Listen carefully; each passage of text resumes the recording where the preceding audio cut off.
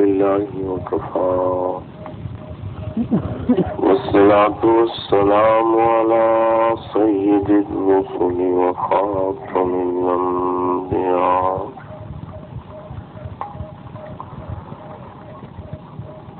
صلاة تكون للنجاة وسيلة ولأولو الدرجات كفيلة صلاة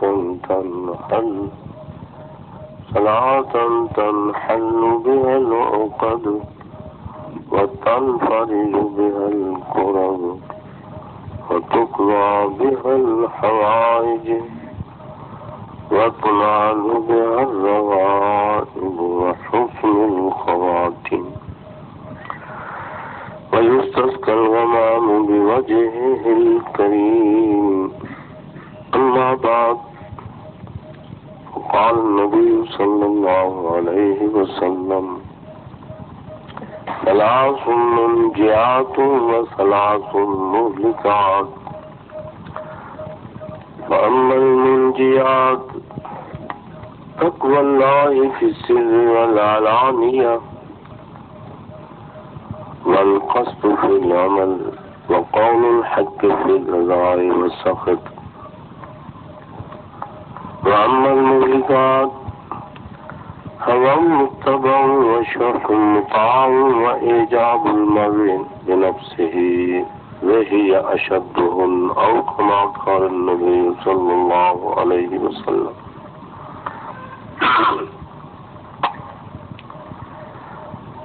اللهم صل على سيدنا محمد وعلى آل سيدنا محمد وبارك وسلم. اللهم صل على سيدنا محمد وعلى آل سيدنا محمد أفضل صلواتك بعدد معلوماتك وبارك وسلم. يا رب صل وسلم دائما أبدا على حبيبك خير الخلق كلهم. هو الحبيب الذي ترجى شفاعته لكل هول من الأهوال مقتحم. وفاق النبيين في خلق وفي خلق ولم يدانوه في علم ولا كرم. يا رب صل وسلم دائما أبدا على حبيبك من زالت به العسر. اللهم صل على وسلم. واجب الاحترام بزرگوں، علماء کرام، مشائخ نظام، نوجوان عزیز ساتھیوں، بھائیوں،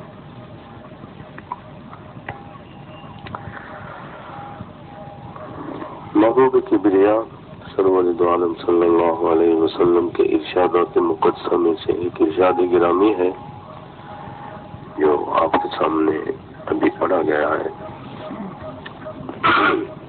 کیونکہ اس مجلس کا مفہوم غرض و مقصد اصلاح کی فکر ہے کہ ہم اپنے آپ کے بگاڑوں کو، خرابیوں کو، اس سے پہلے کہ ہم موت کا شکار ہوں، اس سے پہلے کہ ہم قبر کے جا کے مہمان بنیں، اور اس سے پہلے کہ جب ہم اللہ کی بارگاہ میں حاضری کے لیے اٹھائے جائیں، تو ان سارے عالم آخرت کی ان منظروں کی رسوائیوں اور ذلتوں سے بچنے کے ارادے سے اور غرض سے اور اللہ جل شانہ کو راضی کرنے کے ارادے اور نیت سے ہم یہ کوشش کریں کہ ہمارے اندر کوئی خرابی ہے. یہ نہیں کہ خرابیاں ہیں، میں یہ نہیں کہتا، ہاں مجھے اپنی خرابیوں کو تو پتا ہے، اور یہ لفظ میرا خیال اچھا نہیں کہ مجھے پتا ہے، بلکہ کتنی خرابیاں ہوں گی بھی سوائے جن کا مجھے پتا ہی نہیں. لفظ کے دھوکے نے مجھے دھوکہ دیا ہوا ہے، یا میرے اپنی کسی خرابی کی وجہ سے مجھے اپنے عیب نظر نہیں آتے، اس لیے یہ لفظ بھی اچھا نہیں کہ میں اپنے عیب جانتا ہوں، لیکن جہاں تک میرے عیبوں کا تعلق ہے انہیں میں جانتا ہوں، آپ کے بارے میں آپ سب سے بہتر جانتے ہیں۔ اصلاح کی اہمیت کے ضمن میں یہ بات ضروری ہے، آپ کسی کے پاس، میں کسی کے پاس ملازم ہوں، اور میرے مالک کی ایک خاص مزاج اور اس کی طبیعت ہے، وہ ہر وقت میرے اٹھنے پر بیٹھنے پر نظر رکھتے ہیں، کام کے لیے بھیجتے ہیں تو میری واپسی کے انتظار میں دیکھتے ہیں کتنا وقت کام پر لگتا تھا، لگایا کتنا۔ ان کے پاس رہ رہ کے مجھے کچھ اتنی سمجھ آ گئی کہ میرے مالک کا مزاج، میرے حاکم کا مزاج، میرے ابو کا مزاج یا میرے بڑے کا مزاج یہ ہے، اس بات کو وہ پسند نہیں کرتے۔ ایک ہے شاید پسند نہیں کرتے، ایک ہے کہ وہ یقیناً پسند نہیں کرتے، انہوں نے کہہ بھی دیا تیری یہ بات مجھے پسند نہیں، تو دیکھو یقین ہو گیا کہ وہ میری فلانی چیز پسند نہیں کرتے۔ اب اس کا ایک معنی تو یہ ہے پسند نہیں کرتے تو نہ کریں، میں بدلنے کو تیار نہیں ہوں، لیکن اچھے اور شریف حالت اور مزاج آدمی کی تو یہ کوشش ہوگی، میری زندگی کتنی بے سود ہوئی جب میری مالک کو بھی پسند نہیں، تو وہ بدلنے کی جلدی کوشش کرے گا۔ جس کا میں نوکر ہوں، جس کا میں ملازم ہوں، یار وہ تو مجھے پسند نہیں کرتے، میری فلانی غلطی کی وجہ سے مجھے جھاڑا بھی ہے اور ان کو دکھ ہوتا ہے، پسند نہ جو بات پسند نہ ہو سے دکھ ہوتا ہے جی، یہ بالکل سچی بات ہے۔ جو بات آدمی کو پسند نہیں ہوتی اس لیے کہ اس سے اس کو دکھ ہوتا، تکلیف ہوتی، تو کوئی سمجھدار آدمی تو یہ کبھی نہیں سوچے گا کہ نہیں پسند آتی بات تو نہ پسند آئے، میں نے کوئی ٹھیکہ لیا ہوا ہے، نہیں میں نے ٹھیکہ لیا ہوا ہے، جب میں نے نوکر ہونے کا دعویٰ کیا ہے تو پھر مجھے رہنا ہے، پھر وہاں میری پسند نہیں ہے۔ میرے حجی رحمۃ اللہ علیہ فرمایا کرتے تھے، کسی نے ایک نوکر خریدا تو خریدنے کے بعد اس نے اس سے حالات اور کیفیات پوچھے، اس میں یہ بھی پوچھ لیا کیا کھاتے ہو بیٹا تمہیں کو کھانے پینے میں، جیسے آج سرد گرم کی باتیں ہوتی، میٹھا نہیں کھانا، نمکین نہیں کھانا، انہوں نے تو ویسے پوچھا پسند کیا ہے تاکہ نوکر کو پسند کا کھانا کھلائے۔ نوکر کا لفظ آ گیا، اور میرے آقا صلی اللہ تعالی علیہ وسلم ایک دن کھانا کھا رہے تھے، کہیں عام جگہ پر بیٹھے ہوئے تھے، تو اکڑو کہتے ہیں، یہ دو گھٹنے اوپر کر کے یوں بیٹھے تھے، کھانے کے 3 بیٹھنے کے طریقے سنتے ہیں، تو کھانا تناول فرما رہے تھے، عام سادی حالت میں بیٹھے تھے، کوئی زیادہ اکڑفو نہیں تھی، جیسے بن ڈھنگ کے آدمی بیٹھ رہے ہیں یہ نہیں تھا۔ تو ایک مائی گزری، اس نے کہا یا رسول اللہ صلی اللہ علیہ وسلم، کہا یا میرے آقا کا نام لیا، حضرت آپ تو ایسے کھانا کھا رہے ہیں جیسے نوکر کھاتے، نوکر کے ایک ہاتھ میں کھانا ہوتا ہے، کچھ ساتھ لگانے کی چیز ہوئی تو ایک لقمہ توڑا اس سے لگا کے کھا لیا، نہ جم کے ٹکا کے بیٹھے۔ نوکر کو تو تھوڑا سا وقت ملتا ہے نا بھائی، ہو سکتا ہے کس وقت مالک ہے اور جلدی بلانے، نوکر کا کام یہ ہوتا ہے ہاتھ میں ٹکڑا ہوتا ہے اور مالک کو جی کرتا ہوا چلا جاتا ہے۔ میرے آقا صلی اللہ علیہ وسلم نے فرمایا یوں تو عبد کھاتے ہیں یا رسول اللہ صلی اللہ علیہ وسلم، عبد کہتے ہیں عربی میں، عبد جس کو ہم غلام کہتے ہیں، یا رسول اللہ یہ تو غلام کھاتے ہیں اس طرح۔ میرے آقا نے یہ جواب دیا سر وہ یہ تھا کہ اللہ سے سب سے بڑا غلام تو میں اللہ کا، اللہ کا غلام مجھ سے کوئی اور بڑا ہے، اس لیے غلام ہونے کے ناطے سے مجھے ایسے ہی بیٹھ کے کھانا چاہیے تھا جیسے کسی غلام کو روٹی ملتی۔ تو میں نوکر کی بات کہہ رہا تھا، تو انہوں نے جب بار بار پوچھا کھاؤ گے کیا، پیو گے کیا، پہنو گے کیا، لیٹ سے کس ہوگے تو اٹھ سے کس ہوگے، تو تاکہ میں تیرا مزاج کے مطابق تجھے باتیں بتاؤں۔ ہر بات کے سوال پر کہتا تھا حضور جس وقت جو آپ کھلائیں گے کھا لوں گا، جو پلائیں گے پی لوں گا، جس وقت لیٹنے کو کہیں گے لیٹوں گا، جب اٹھا دیں گے تو اٹھ جاؤں گا۔ مالک نے یہ پتہ نہیں کس مقصد کے لیے پوچھا تھا، تو مالک کے نے جواب دیا بھائی تم بھی عجیب ہو، کوئی تو اپنی مرضی بتاتے نا، بھائی میں اس کو پسند کرتا ہوں، اس نے کہا میرا نام بھی وہ ہے جس کے پاس پسند نہیں ہوتی، میرا نام ہے غلام، تو غلام کی اپنی پسند نہیں ہوتی، غلام کی وہی پسند ہے جو مالک ہو۔ بس بھائی جب ناطے کے لحاظ سے ہم اللہ کے، جب میں عرض کر رہا تھا تو اصلاح کا مفہوم آپ کے ذہن میں اتارنے کے لیے، ایک شریف آدمی، عقل مند آدمی تو یہ سوچتا ہے میرا بڑا، میرے استاد محترم جن سے میں نے سیکھا ہے،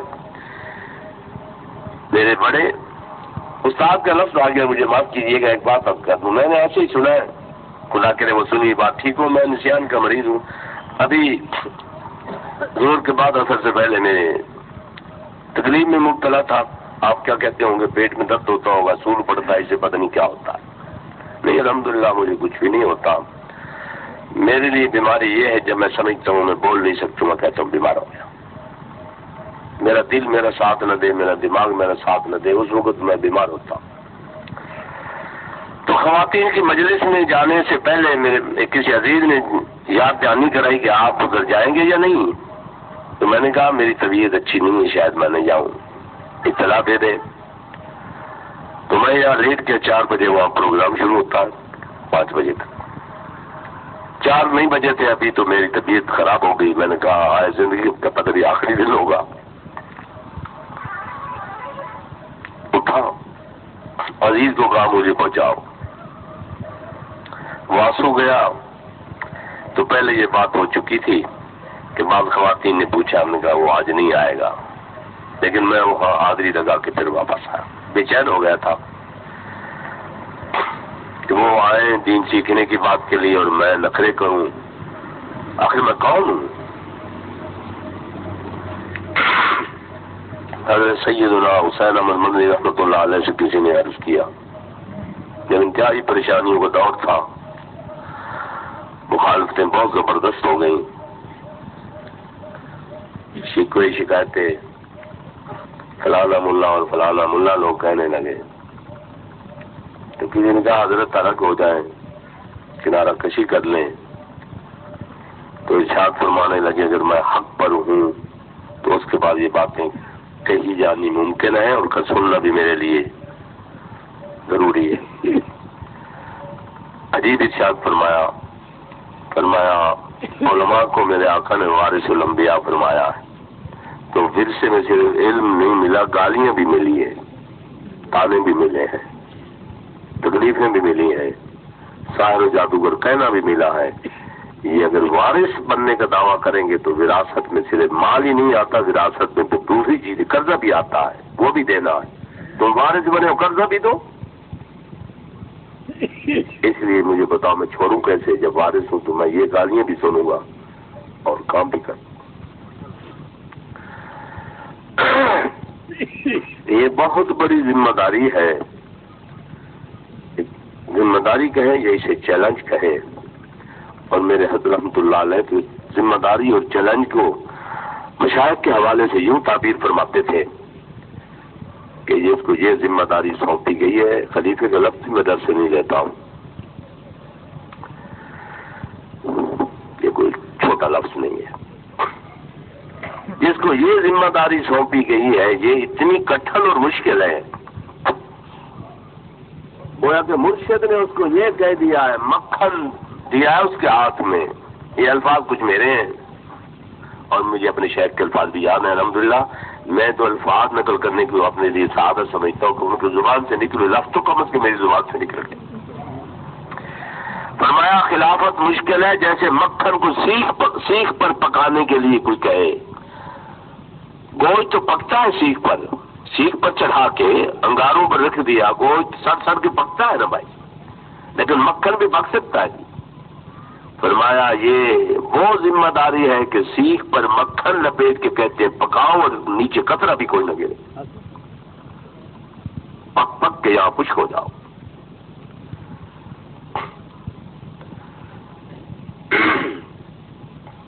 تو آپ کی حالت میری کچھ ایسی تھی، کچھ آپ حضرات کے اخلاص کی برکت ہے، تو میں نے کہا میں فرمان گرامی کا ترجمہ ہی کر پاؤں گا تو الحمدللہ کچھ نہ کچھ فائدہ ہو جائے، کچھ نہ کچھ فائدہ اس ناطے سے نہیں کہ حضور کے فرمان میں کچھ فائدہ، نہ قربان جائیے، میرا مطلب یہ ہے کہ اس فرمان گرامی کو آپ تک پہنچانے میں شاید میں پوری طرح حق ادا نہ کر سکوں، تو جو میرے اندر کوتاہی ہے اس کی وجہ سے ہو سکتا ہے فائدہ بھی کچھ کم ہو، باقی حضور کے فرمان میں کچھ فائدہ آئے۔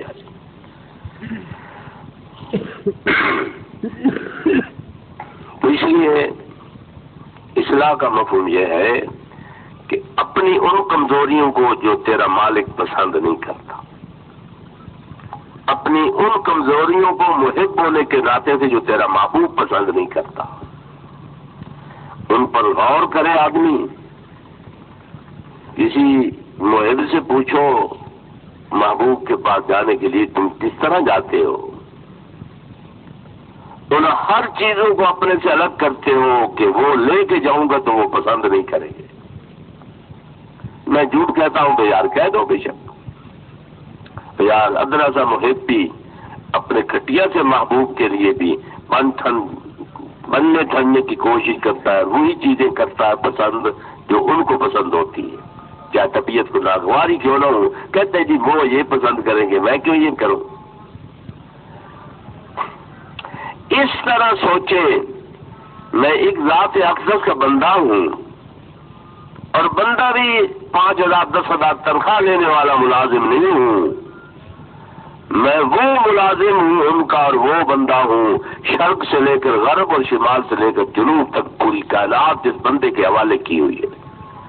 یہ تیرا آسمان تیرے لیے، زمین تیرے لیے۔ کتنے محسن ہیں 5,000 10,000 تنخواہ ہی نہیں سپلائی فرماتے، بلکہ میری روشنیوں کا بندوبست کرتے ہیں، کبھی ایک دفعہ بھی بل نہیں وصول کیا۔ ہم نے جو کتنی روشنی کا بل دیا ہو، اور روشنی ان کی روشنی کا بل صرف یہ ہے کہ کہو تیرا شکر، ہم سے تو یہ بھی نہیں ہوتا۔ بہاروں کا موسم آیا، بندے پر کتنے مہربان ہیں، خزاں آئی پت جھڑ ہو گئے،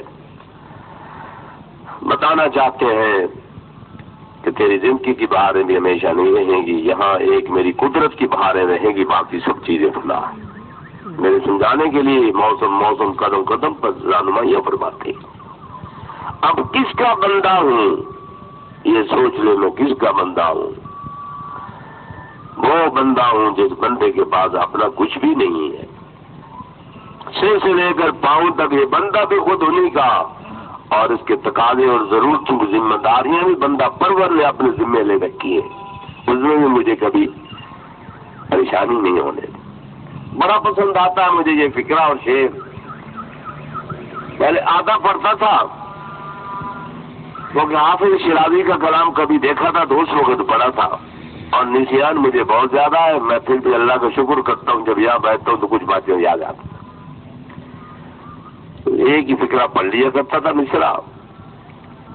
حافظ شیرازی رحمۃ اللہ علیہ فرماتے ہیں بندے تو ہم ہیں نا بھائی، اور بندے اسی ناطے سے ہیں کہ اس کی بندگی ہمارے ذمہ ضروری ہے، لیکن وہ فرماتے ہیں حافظہ بندگی بشرط مزد بکل، بدلے لینے کے لیے بندگی نہ کر، جو میں نماز پڑھوں گا تو یہ ملے گا، میں یہ کروں گا تو یہ ملے گا، یہ کروں گا تو روزی فراغ ہوگی، یہ کروں گا تو قرضہ اتر جائے گا۔ بندگی بغیر کسی مزدوری کے لالچ کے کیا کرو، کیوں تجھے لالچ اور مزدوری کا خیال لانے کی ضرورت ہی نہیں، تیرا بندہ پرور وہ ہے کچھ بندے پالنے کا خود کا پاتا ہے، کیسے پالتے ہیں۔ خواجہ خود بندہ پروری داند، سردار کو پتا ہے کہ میں نے بندے کو کیسے پالنا، پھر تو کو مزدوری کے لالچ میں سوچتا ہے مجھے یہ ملے گا پھر مجھے وہ ملے گا۔ تو واجب الاحترام بزرگوں، اصلاح کے عنوان سے میں آپ سے بات کر رہا تھا کہ بندہ بنے آدمی، بندہ بننے میں بڑے کمالات ہیں، اتنے کمالات کی روشنیوں میں کہ جب ان کو ذات مکرم کو مقدس کو ام ہانی کے گھر سے اٹھا کے بیت اللہ شریف کے کونے سے اٹھا کے براق پر سوار کرتے ہیں، اور شان کتنی ہے کہ چند لمحوں میں وہ براق سواری پہنچتی ہے بیت المقدس میں، اور شان اتنی ہے کہ 1,24,000 کے قریب رسول سب استقبال کے لیے کھڑے ہیں.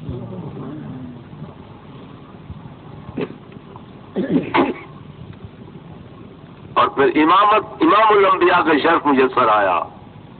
امام آپ ہیں، جبریل امین خاتم کی طرح پٹتے ہیں ساتھ. آسمانوں کے دروازوں پر دربان کھڑے ہیں انتظار میں. اس اعزاز سے لے جائے گئے، لیکن اللہ میاں نے جب نام بلایا تو یہ کہا سبحان الذی اسریٰ بعبدہ، میرے بندے کو اس کے رب نے سحر کرائی. عبد بول کے بلایا ہے جی. محمد احمد بھی کہہ سکتے تھے نا علیہ وسلم صلی اللہ علیہ وسلم. عبد کی بڑی شان ہے. اس لیے میرے آقا فرما رہے تھے میرے سے کوئی اللہ کا بڑا اور بندہ بھی ہے، جیسے بندے کھاتے میں تو ویسے بندہ بن کے کھاؤں گا، نخروں سے نہیں کھاتا. ہمارے چلنے میں کبھی کوئی بندے ہونے کی نشانی ظاہر ہوئی. کھانے میں بیٹھے ہیں تو کھانے میں کوئی بندے ہونے کی نشانی، چلنے پھرنے میں کوئی بندے ہونے کی. ہم یہاں صبح سے لے کر شام تک دیکھیں، ہم کسی وقت بندے نظر آتے ہیں؟ میری باتیں کوئی تلخ ہوتی ہے، میں معذرت چاہوں گا. اس کی وجہ میری کم علمی بھی ہے، بے سمجھی بھی ہے، زباندانی بھی نہیں ہے پوری.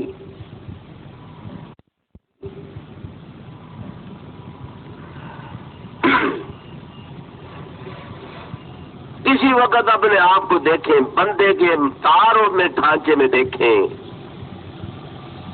اور محب ہونے کے دعوے داری کے ساتھ ساتھ پھر محبوب کی نزاکتوں کو دیکھیں، اپنی حرکتوں کو دیکھیں، تو محب اور یا بندہ ہونے کی کوئی علامت نظر آتی ہے میرے میں؟ یہ میرے کتنے خسارے کا سودا ہے.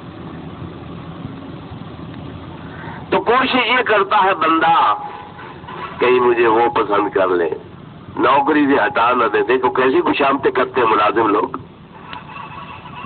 سلوٹ مارتے ہیں، کوششیں کرتے ہیں میں پسند آ جاؤں اپنے افسر کو. بس کیا کریں گے؟ اور 25 سال زندگی تو ملازمت ملے گی، اس کے بعد کوئی فنڈ ملتے ہیں وہ ملیں گے، لیکن وہاں سے کیا ملے گا؟ وہاں سے وہ اپنی زندگی ملے گی. کائنات تیری غلام ہوگی اور فرشتے تجھے سلام کریں گے.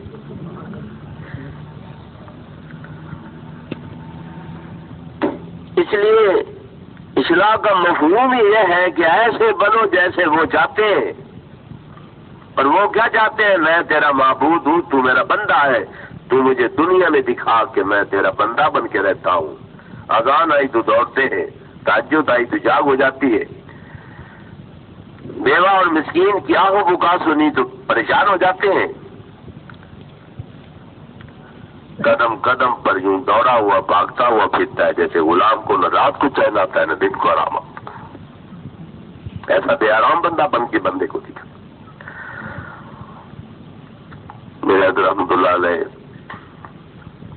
زندگی سفروں میں گزری، گھر کبھی تشریف لاتے تھے، شوگر کے مریض تھے، نحیف کمزور تھے، لیکن کبھی چہرے پر کمزوری نکاحت کا کوئی اثر نظر نہیں آنے دیا، بلکہ مجمع میں کہتے تھے میں بازو پکڑتا ہوں، کوئی پہلوان ہے تو میرے پکڑے ہوئے بازو کو چڑا کے مجھے دکھاتے.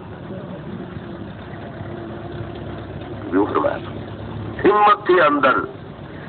یہ لوگ مجاہدے ریاض کر کر کے روحانی میں اس مقام پر چلے جاتے ہیں کہ بشری عبادے میں رہتے ہیں لیکن فرشتے نوکر نظر آتے ہیں. روحانیت نورانیت آ جاتی ہے. سیاسی اس ماحول میں مدنی رحمۃ اللہ علیہ جب یہ ملک تقسیم ہو رہا تھا، یہ آزادی کی جد و جہد جاری تھی، تو شیخ الحدیث سے بخاری شریف بھی پڑھاتے تھے مدنی رحمۃ اللہ.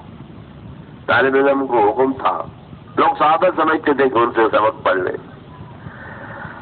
فرماتے تھے میں جب بھی آؤں گا کسی جلسے سے کسی اجلاس سے فراغت کے بعد تم انتظار کرنا، میں تمہیں آ کے بتا دوں گا، چاہے میں 12 بجے کیوں نہیں آؤں گا سبق پڑھاؤں. میں نے اپنے اکابر میں شاعر سے سنا جب بھی تشریف لاتے گھنٹی بج جاتی کہ حضرت تشریف لائے ہیں تو تیار ہو جاؤ، وضو کرو، کتابیں اٹھاؤ. اب اتنا تھوڑا سا وقت وضو پر کتنا وقت لگتا ہے؟ استنجے وضو پر تقریباً 10 منٹ تو لگ جاتے ہیں نا، آدمی تسلی سے وضو کرے تو. فرماتے تھے تم وضو کرو میں تھوڑی سی نیند کر لوں، 5 منٹ میں اپنی 5 گھنٹوں کی نیند پوری کر لیتے تھے۔ وہ کیا نیند تھی یار، میں تو یہی کہوں گا کہ وہ نیند مصطفیٰ کی سنت کی ادائیگی کے لیے ہوتے تھے، ورنہ نیندوں کے محتاج ہی نہیں رہتے۔ نیند تو ہمارے جیسے پیٹوں کو آتی ہے نا جی، جب روحانیت غالب ہوتی ہے تو نیند نہیں آتی۔ کہنا مناسب تو نہیں تھا، وہ لوگ بھی چلے گئے، میں ابا جی کے خانوادے میں ایک ہی تھا، تعلیم کے لیے بھیج دیا باہر۔ کوئی لوگ جانتے ہیں ہمارے ناظم صاحب ہیں انور خان، ان کے ابا جی کا نام تھا احمد خان، میرے سسر مرحوم کا نام تھا محمد خان، 2 بھائی تھے۔ احمد خان صاحب رحمۃ اللہ فوت ہو گئے رحمۃ اللہ علیہ، وہ مال مویشیوں کے جہاں بانے ہوتے ہیں نا وہ رہتے تھے، تو ابا جی کا مکان بھی ساتھ ہی تھا۔ وہ کہا کرتے تھے قسمیت ہے پتہ نہیں یہ ہے کیا، مولوی صادق محمد جب اٹھتے روتا ہوا نظر آتا، معلوم ہے سوتا کس وقت ہے۔ ایک دفعہ میں نے پوچھا ابا جی تو سوتے کیوں نہیں، یوں ہی بیٹھے رہتے ہو؟ کہنے لگے بیٹا سو تو تب جب نیند آئے تو۔ طاقت کیا تھی، ایک ہڈیوں کا پنجرا اور مٹھی بھر ہڈیاں تھی، جو ہاتھ میں بندہ اٹھا لے ان کو۔ اور میں کہتا ہوں مجھے فلاں تکلیف ہوگی، فلاں تو بہانے بناتا رہتا ہوں۔ بس یہ نفسانیت ہے جیسے ہمیں دبا رکھا نیچے، روحانیت اگر جاگے اور نورانیت پیدا ہو تو پھر فرشتے بھی رش کرتے ہیں۔ کہ سونے والا سوتا کیوں نہیں، ہم تو کبھی سوئے نہیں نا، پھر سونے کا مزاج ہی نہیں ہمارا۔ بات کہیں دور چلی گئی، میرا خیال تو تھا میں آج یہ ذہن میں پھر رہی تھی میرے بات کہ ختم خواجگان پڑھ کے ان کے روحوں کو اصحال ثواب کر کے اپنے لیے بھی بھائیوں کے لیے بھی دعا کروں کہ یا اللہ میرے سب بھائیوں کی مصیبتیں بھی دور فرما، بلکہ پوری ملت اسلامیہ کی مصیبتیں مشکلیں آسان، اور میں آج اس کے پر جو کوئی ہے آزمائش وہ بھی دور فرما دے۔ پھر آپ کے پاس آنے کے بعد یہ بھی ذہن میں آتا ہے کہ زندگی پتہ نہیں کتنے دن، تو کوئی نہ کوئی پیغام ہی آپ تک پہنچا دوں۔ دیکھیے بس اصلاح کے عنوان پر آپ سے یہ بات شروع کی تھی، اور اصلاح ہی کے عنوان سے وہ حدیث پاک ہے جو میں آپ کی سامنے ذکر کرتا ہوں۔ میرے آقا فرماتے ہیں صلی اللہ علیہ وسلم، ساتھی پوچھتے رہتے ہیں ذکر اذکار کے بارے، تکلیفیں بھی کچھ بتاتے ہیں، میں اپنی مجبوریوں کی معذرت چاہتا ہوں، تیاری کرتا ہوں کوئی کام شروع کروں، ایسی پریشانیاں اور ایسی رکاوٹیں بنتی ہیں کہ میں انہیں اکیلا دور نہیں کر سکتا، کیونکہ ہر رکاوٹ اللہ میں دور کریں تو کریں۔ یہاں حاضری اس لیے شروع کی تھی کہ میں جو وقت کاروبار میں لگاؤں، باقی میں یہاں ٹھہروں، کوئی میرا بھائی بزرگ تشریف لے آئے، کوئی پوچھنا چاہے تو پوچھ سکے۔ ان کی کاش ہوتی تھی آپ تو ملتے نہیں، آپ تو دکان پر بیٹھے ہوتے ہیں، وہاں مدرسے میں حاضری ہوتی مسجد میں، تب یہ وہاں بھی یہ مناسب نہیں تھا، یہاں پتہ نہیں کتنے روپے لگ گئے، اللہ نے اپنا گھر بھی بنوا دیا۔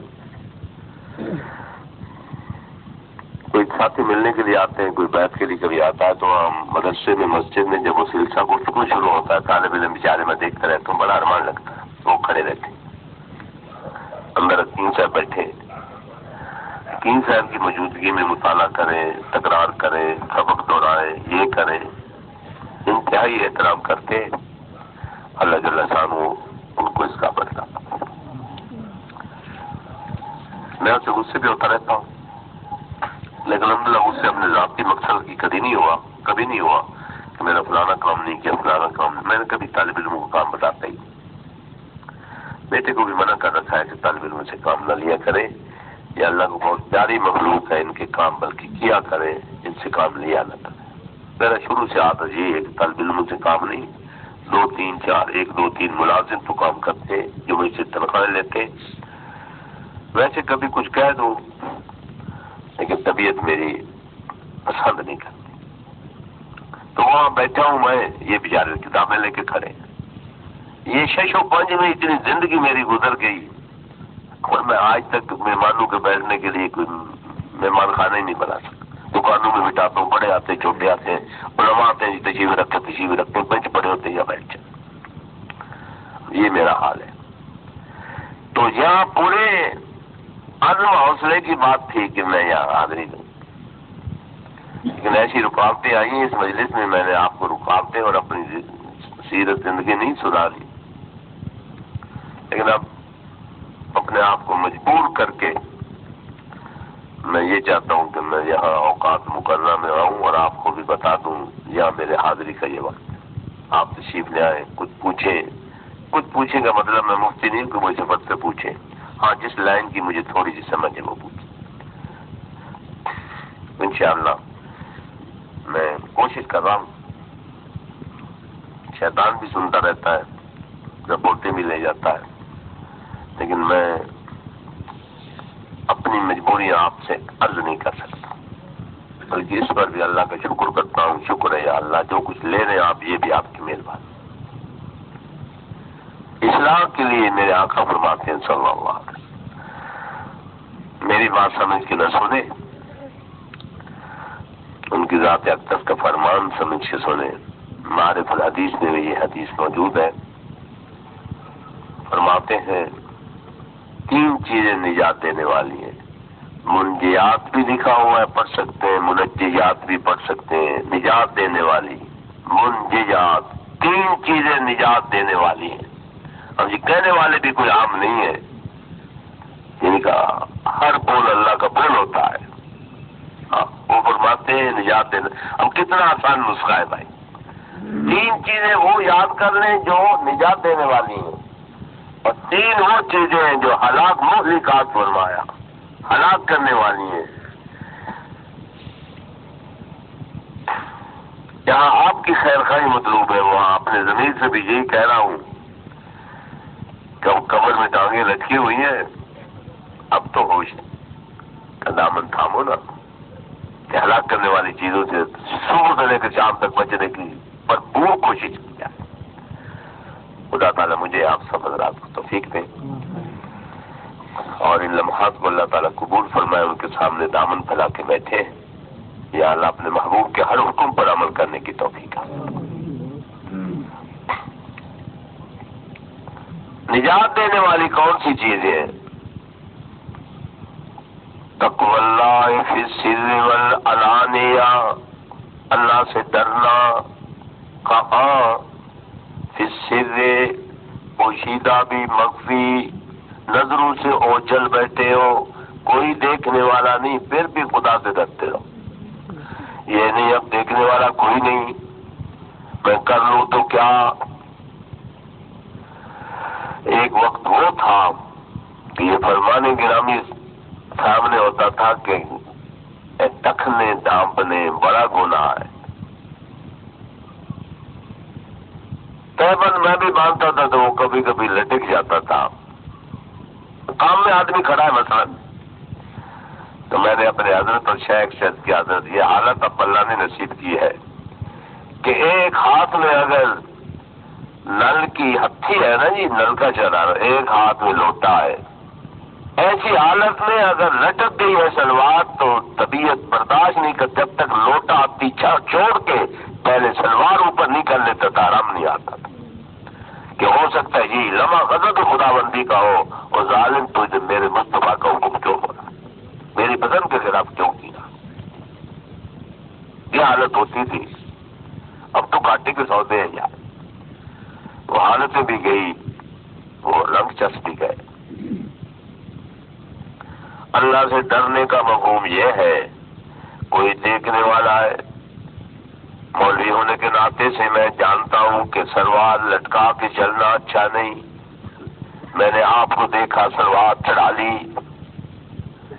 گھر کھڑا ہوں سلوار لٹکی ہوئی، کیا دیکھنے والا تو کوئی؟ تو میرا تقویٰ پھر کیا ہوا؟ نماز پڑھنے کے لیے آتے ہیں تو سلواریں چڑھا لیتے ہیں، کسی کو دیکھا تو تہبند اونچا کر لیا۔ اب تو یہ خیر میرے حضرت کا فرمان ہے، فرمایا کرتے تھے 3 گناہ بین الاقوامی گناہ ہے۔ اب شاید تینوں مجھے یاد نہ ہو، میرے عزیز بیٹھے قاری صاحب شاید ان کو یاد۔ 3 گناہ اس وقت بین الاقوامی گناہ ہے، شاید ایک داڑھی اڑانا فرمایا، ایک سلوار لٹکانا فرمایا، تیسرا بھی کوئی ایسا فرمایا یہ مشرق سے مغرب شمال سے جنوب لے کر پوری انسانیت اس میں مبتلا. تو تقویٰ یہ ہے نجات دینے والی بات. اللہ کا اتنا ڈرو. کوئی دیکھ رہا ہے پھر بھی کانپ رہا ہے, کوئی دیکھنے والا کوئی نہیں پھر بھی ڈرتا ہے. یا اللہ اور کوئی دیکھنے والا نہیں, میں تو تیرے سے ڈرتا ہوں, تجھ سے, تو دیکھ رہا ہے. یہ بھی میں نے حضرت رحمۃ اللہ علیہ سے سنا, حضرت لاہوری رحمۃ اللہ علیہ کا انتقال ہوا. ان کے بہت سارے کرامات ہیں. خواب میں کسی کو ملے تو بیان فرمایا, میں اللہ کی بارگاہ میں حاضر ہوا ہوں, حاضری کے وقت کام رہا تھا. مجھ سے فرمانے لگے وہاں مویلی وہاں بھی ڈرتے تھے, یہاں بھی آج ڈر رہے. ان کے جواب کی مجھے بات یاد ہے, انہوں نے کیا جواب دیا, میرے خیال میں جواب کیا دیا ہوگا, خاموشی کی ہوگی. ادھر سے جواب آیا, تیرے اس خوف خداوندی کے نتیجے میں جس قبرستان میں آج تم آئے ہو, جس وقت تم آئے ہو اس وقت سے میں نے سارے قبرستان والوں کو بخشی دی. ڈر بھی خدا کا ایسی چیز ہوتی ہے, خدا کا ڈر کچھ چیز ہوتی ہے. میرے خیال میں جس وقت میں ایک کوئی خدا کے ڈرنے والا ہونا جی, پہلے کے رات میں کیوں کہیں گے حدیث میں, تو حدیث پاک میں ہم نے سنا ہے, پڑھا ہے کہ خدا کے ڈرنے والا تھا, اللہ نہ کرنے والا, بھائی ڈرنے والا نہیں, اللہ نہ کرنے والا تھا, نافرمانی کرتے تھے, یہ مت رہتا تھا. عذاب آیا تو فرشتے پوچھنے لگے, یا اللہ تختہ جو الٹ دے اس میں ایک تیرا بندہ ایسا جس نے ایک لمحے کے لیے کبھی تجھے فراموش نہیں کیا. جواب کیا ملا؟ یہ نہیں فرمایا ذکر نہیں کرتا تھا, فرمایا اس کے دل میں میرا لحاظ اتنا بھی نہیں آیا کہ میرے نافرمانی سے منہ تھوڑا سا پھیر لیتا, یا انہیں سمجھاتا یا نفرت کرتا. میں نے خدا کا ڈر کہا ہے, میں نے خدا کی یاد نہیں کہا. اس کو اتنا ڈر بھی نہیں آیا میرا کہ لوگ میری نافرمانیاں کرتے, اس کو تھوڑا سا احساس ہو اور یہ کہہ دیں بھائی کیوں کرتے ہو, اس کو بھی رکھنا ساتھی, یہ بھی انہیں کا ہے. یہ نہ کوئی سمجھ لے کہ تم تو کہہ رہے تھے جو خدا کا نیک بندہ ایک ہو تو ساتھ. میں نیک نہیں کہہ رہا, میں تو خدا سے ڈرنے والا کہہ رہا ہوں. میرے خیال میں خدا کے ڈرنے والے کی کوئی اور چال ہوتی ہے.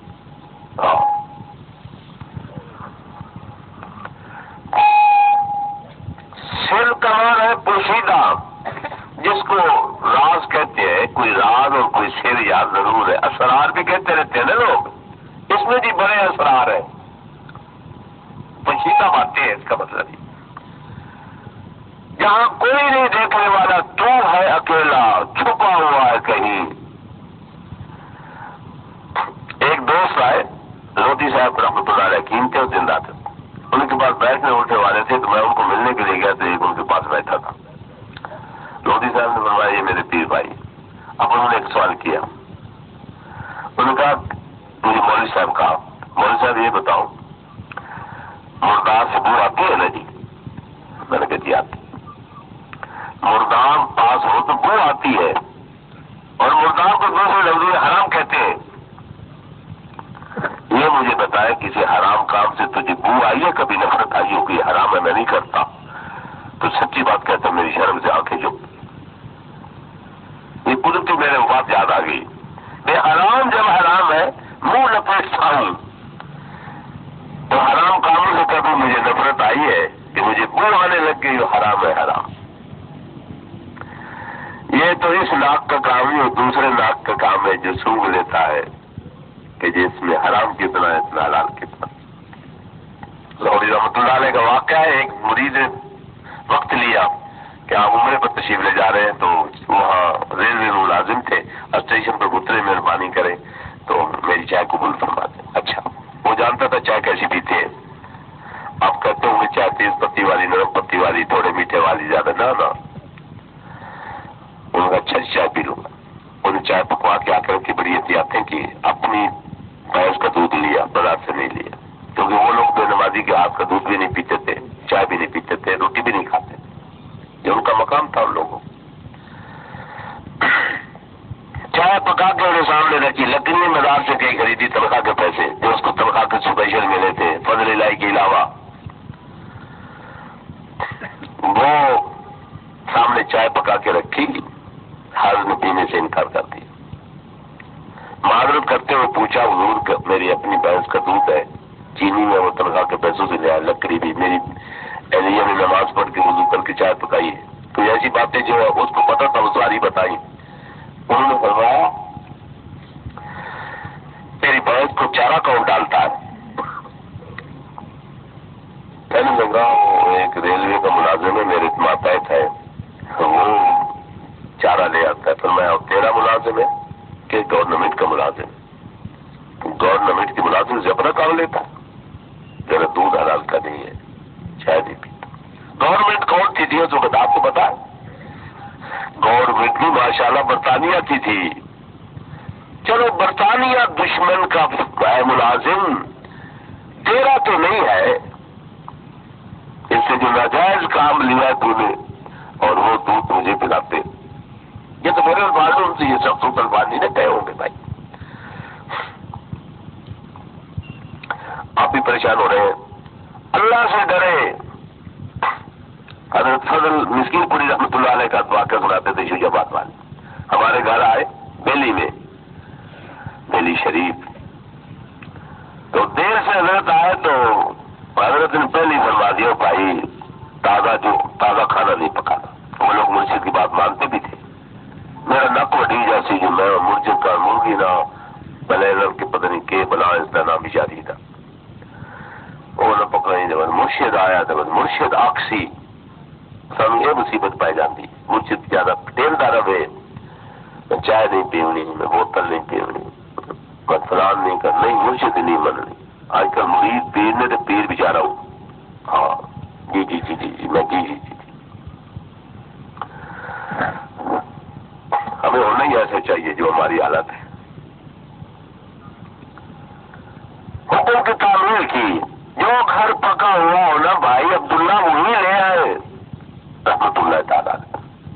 اکبر باتیں میں نے گھر چلا دی تھی کہ حضرت تشریف لائے، کھانا پکانا نہیں ہے. جو بچا ہوا ساگ روٹی رکھی ہوئی، ایک روٹی قدرتی تھی، دو نہیں تھی. تو حضرت کو بتایا گیا، گھر والوں نے دیوار والے پڑوسیوں سے بچی بیچ کے یا کسی طرح رابطہ قائم کر کے حضرت تشریف لائے. روٹی ہمارے گھر ایک ہے، ایک روٹی تھی. تب نیچے وہ روٹی رکھی، اوپر والے اپنی روٹی رکھی. حضرت نے ایک روٹی کھا کے بس کر دی. تو حضرت فرماتے میں نے عرض کیا حضرت کھا لے. فرمائے تیرے کام کی پکی ہوئی رہی.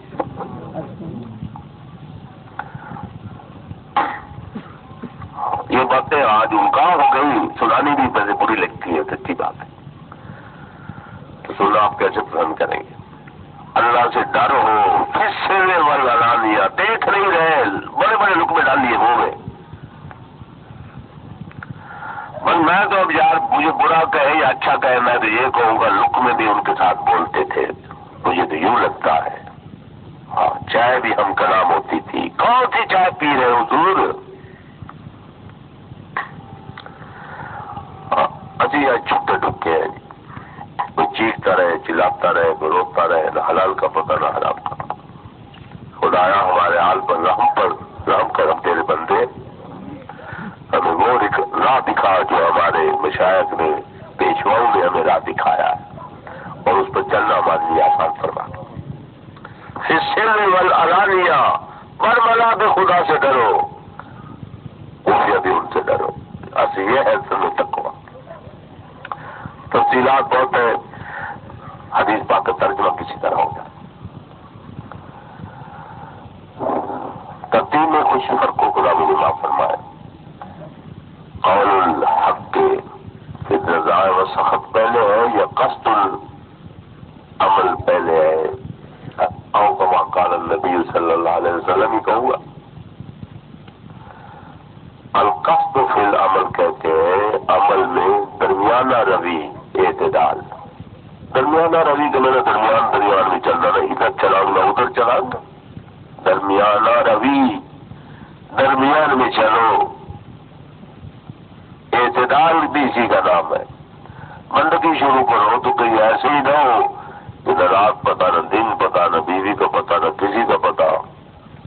مسیح کے لفظ نے کوئی قرضہ لین آیا حضرت صاحب اور کتنے جانے مسیح کے چوکے تو مسیح تو جی اتنے بیٹھا ہوگا جتنے نظر کے دونوں نہ ہوا. ہائے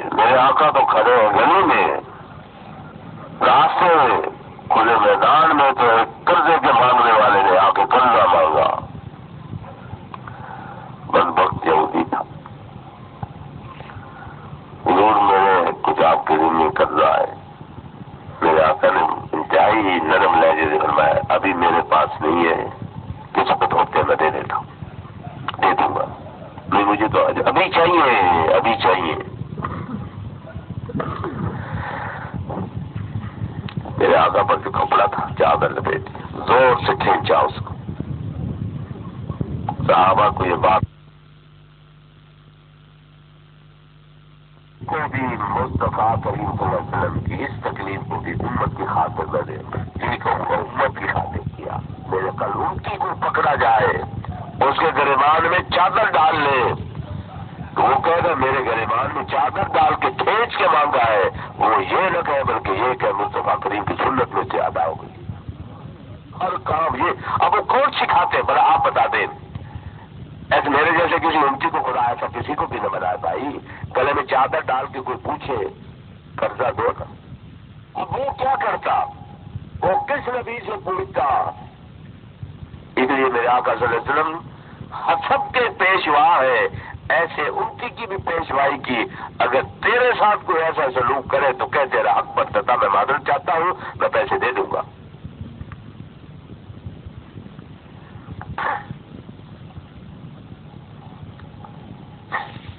باجی وہ ڈھونڈتے پھریں گے، اتنی بندگی جو ملتے لبتے وہ آج کل گھر نہیں لبتے۔ ابا پوچھتا ہے بیمار، نہیں وہ نہیں ملتے، مصروف ہے بڑے۔ ماں کو بیچاری کو کوئی حاجت تھی، وہ صبح سے لے کر شام تک تکتی رہی، جو بیٹے کی ایک دفعہ آنکھ کھلتی تو 10 منٹ جی کہتی تھی، بیٹا جی اکھیں کھولی نے۔ وہ ماں دروازے پر ٹک ٹکی جما کے بیٹھی ہے، صبح سے لے کر شام تک، شہزادے کو ٹائم نہیں ملتا۔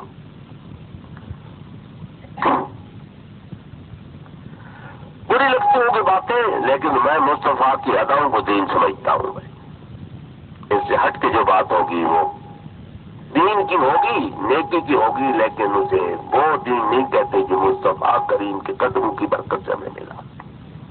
اس میں ذاتی ملاوٹ کچھ ہو گئی ہے بھائی۔ باقی آپ بزرگوں کے حوالے دیں گے، فلاں بزرگ یوں کرتے تھے یوں کرتے تھے، بزرگوں کی کیفیات ہوتی ہے، حالات ہوتے ہیں، وہ حالات سے مجبور ہو کر جو مجبور ہوتے ہیں ان کو معذور سمجھتے ہیں، وہ یہ بھی بات ہے۔ فلاں بزرگ یوں کرتے تھے، میں بھی وہی بزرگ بن جاؤں، وہ مجبور ہو گئے تھے۔